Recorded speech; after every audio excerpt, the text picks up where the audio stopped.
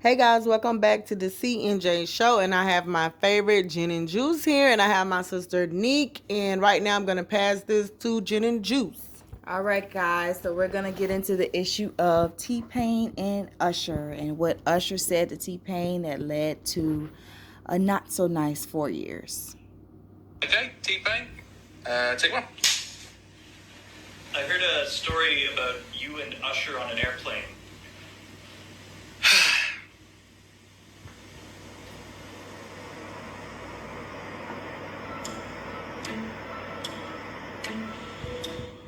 We was actually going to the 2013 BET Awards, and we were all in first class. And I went to sleep. I was awakened by the flight attendant. She said, "Usher would like to talk to you in the back." So I got up and went back, and he was like, how's everything going? Quick small talk, no big deal. And he was like, "Man, I want to tell you something, man." I was like, what's good? I thought he was about to tell me something real. He sounded real concerned. He was like, "Man, you kind of fucked up music." I didn't understand. Usher was my friend. He was like, "Nah, man, you really fucked up music for real singers." Literally at that point, I couldn't listen. Is he right? Did I fuck this up? Did I fuck up music? And that is the very moment. And I don't even think I realized this for a long time. That's the very moment that started like a 4-year depression for me. Wow. That I mean, with the music and everything, that really did touch me when he said that. It really did. And just, I know you guys weren't able to see the visuals from the video, but just with him talking, you can still see the hurt in him, like, and even with the pauses that he take, it's like he's trying to gather himself to even talk about it still. Yeah. I'm sure that was something that was extremely hurtful to him because that was, his bread and butter. That's what he believed in. That's what he did for a living. That's how he fed his family. And, for someone so prominent in the industry to come to you and tell you that, you're putting out crap that's messing up something else that, is, for and lack I think of a lot words. of people was jealous too. Mm-hmm. Because Jay-Z, I think Jay-Z wanted them too because Jay-Z made a song called Death of Autotune. And so it was that single-handedly, I feel like, changed the game for so many people that started to use Autotune. But I thought Jay-Z was saying too that him and the Funk Master guy, that at least they do know how to do it. He did say T-Pain knew how to do it. But that's after the fact. You already made the song. You get what I'm saying? So although other people are doing it too, you gotta say this is what he does. Yeah. So this is his signature. This is his signature thing. So although you might not have been talking about him per se, people are gonna look at him because he was the biggest artist at that time that was using Autotune. Yeah, there were some people that started using it a little bit on this song or that song. Lil Wayne was using it too. Yeah, Lil Wayne started. Sounded a mess though. Yeah, but he also did rap. That's what I'm trying to say. He didn't have to do it. That wasn't his signature sound. It was just like, okay, it was popular. And that was a club record. Like, at that time, whatever the club record might be, whether back in the day when they used to do chopped and screwed, or whether they did, you get what I'm saying, twerk music or whatever, at that time, it was Autotune. Yeah. So in order for you to be in the same conversation and get the register rolling, how they used to say, you do got to make a club record, to get people to your CD. You know what I'm saying? But I also feel like this too. This is too, because Usher been out way before him, so I can understand that would make anybody feel away. But also, guys, this is where you have to believe in something, even though if it's something negative. You can't let somebody take you to another dark place and you're doing good. I also feel because I don't think T-Pain even knew it, just bringing that back the way he did, because he was doing it more in a singing style versus rapping. And his stuff with that mic, he got so many millions and basically blew it too. Yeah, and I think that was majority of your depression too. This has nothing to do. I mean, Usher said that, but Usher and I love him. Usher, I do love you. Now, Usher wasn't the one like, okay, you be making so many hits. People have something to say about him. Like, seems like when you break up, you start to sing a little bit better. Like and when Mary you're J. in, yeah, like versus, so he was doing good. He had so many millions and so many and he lost this stuff from not being a good investor, just blowing money all over the place as well. And I think that did contribute to that depression. But yeah, you don't want to hear somebody say that, but he was the best at doing that. Right. Yeah, he was the But best at doing it for his sound. Yeah, but then not only that, he was just the best at whatever. He was on everybody's stuff. Yeah, he did. And I think he kind of I don't know if he was as confident in his own sound as everyone else was in him, because you were the hottest thing. That's like somebody going to Kim Kardashian and telling her that, you're so ugly, and she let that make her spiral into oblivion. Like, no one has ever heard of her in years.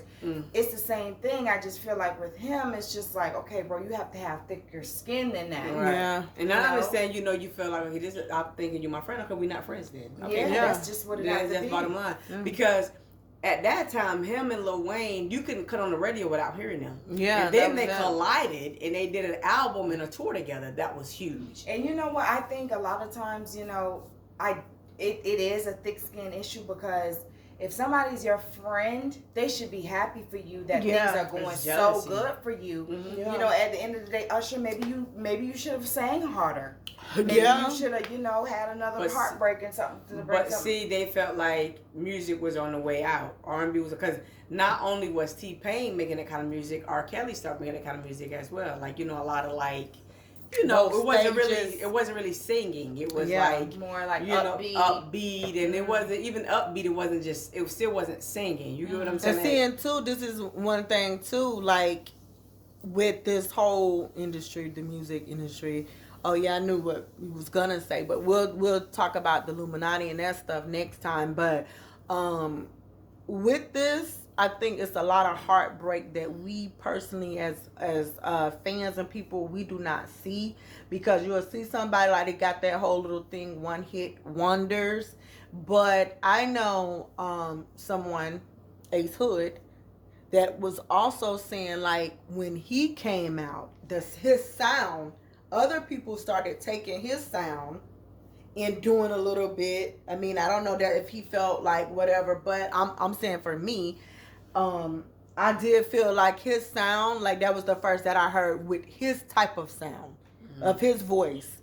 And when other people started to kind of mimic it, it really put him now starting to be at the bottom. He's spending the money. And I think that's something that happened with T.Pain, because in this music industry thing, it literally seems like, oh my God, 1 week you are like the world's favorite, and just that quick, 2 weeks later, nobody knows your name anymore. Yeah. It's like you have to go with the trend. Everybody try to do it. But I mean, that's the thing. That's why you do have to invest your money, because I don't really feel like nobody came really after Ace Hood with the type of music that he was making. Because I think around that time when Ace Hood came out, it was a lot of like Plies, the type of music, Plies and DJ Khaled, and a lot of people wasn't like really rapping. Or that group from Miami. What's the group called?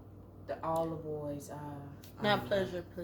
Yeah, Pleasure P group and all. Oh yeah, like Pretty Ricky. Pretty Ricky. Yeah, that's what I'm saying. But so nobody wasn't doing what he was doing. I just think that once the time is done, if you don't try to reinvent yourself, so young though. Yeah, if you don't try to reinvent yourself, I mean, I don't think you can have to be over, but you do have to reinvent yourself sometimes to be able to still be in the same conversation. Yeah, and I think that's the problem. Sometimes it's your time, and it comes and it goes. And I think even somebody like a DJ Khaled. Yeah. How can DJ Khaled reinvent himself? That's true. At the end of the day, no one wants to hear what DJ Khaled have to say, screaming over the record and doing all of that. That time is done. And then too with that, I'm just trying to see now. Wait, what is he, like a producer? He's like a person? producer. Yeah, I think he writes. So he's music like and P stuff. Diddy. Yeah, But I I think think it don't even matter who he hit, because he would always get the biggest people And he just put did them an album. together. And he just did Yeah. an It album. don't matter. Nobody wants to hear that. Yeah, I see, because I don't even know the Justin Bieber 21 Savage song. He just put a song out with them, those guys. Because I think he did like a whole little album, you know. Wait, who, recently. DJ Khaled? Yeah, DJ he just Khaled. released the whole album and nobody What's cared. but see, I think he's like I think he's just a producer and doing like what P Diddy used to do, just showing. Which people granted, face. about 2 years ago, he did get that song like Wild. But even taking him out of it, right? The fact that you have all these big names on there and people still don't care, yeah, it's just music is at a different place. it's at a different place. But It's- you know, it's that guy like with Vince, Tamar ex-husband. Mm. They are good with hearing the sound. So even if like with this DJ Khaled, he just decided, yeah, DJ, you know, to just don't say that. But he's not part of it because he still got the money with, I'm a producer. I actually make you. So he's still good regardless. Just like PD, listen, if I don't ever show my face in a video or say anything, I got the money because I'm the head. But not Yeah, really. But not really. When you get those type of big names, you got to pay them up front. So if that money you can lose money with the way that he's doing it, I think, because it's not a guarantee. DJ Khaled? Yeah, because you got to Especially get this day and age, Yeah, like you got to it's get, not- because people already got their price ready for you. Like, okay, look, it's not, you're not signing me. It's not like, okay, if you sell this many records, then I'll break you off this much But that's money. another thing too. Even much with the record sales and stuff, how are they making that much money to be able to pay all them people and walk away with a profit when people not buying CDs or whatever? But A lot of that listen, stuff is, you it's can go on streaming. YouTube and It's listen to it's- all of that for free. But yeah, it's streaming though. That's still a streaming service. Yeah. You know what I mean? So and that's the reason why it's copyrighted too. You can't put everything, even much like if we want to put somebody's thing on our song, it's gonna be copyrighted, and they're gonna have to get money from us even playing. Because anything. even even with this now, we want to go and do whatever. We can sign an agreement, say, okay, yeah, I'm gonna play this person music, but they do get the first on top because it's their stuff, and you get a percentage of it. So yeah, but in the music little place, I really do streaming think services make a lot of money. yeah.